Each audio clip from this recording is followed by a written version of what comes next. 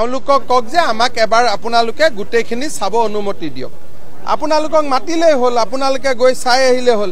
আকাশৰ পৰা স্যাটেলাইটেও মিছা কথা কয় নেকি? না স্যাটেলাইটৰ মালিক হিমন্ত বিশ্ব শৰ্মা।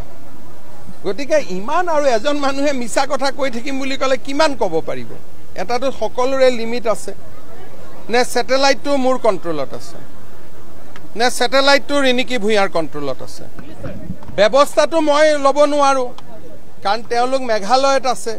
গতিকে এনেকে গালি পাৰি থাকিব লাগিব দিনে ৰাতিয়ে গালি পাৰি থাকিম।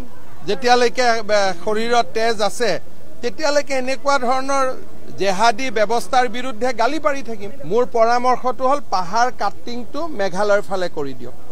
জোৰাবাটৰ ফালে মুখখন নিদি তেওঁৰ অনুষ্ঠানটো হওক, মোৰ কোনো আপত্তি নাই।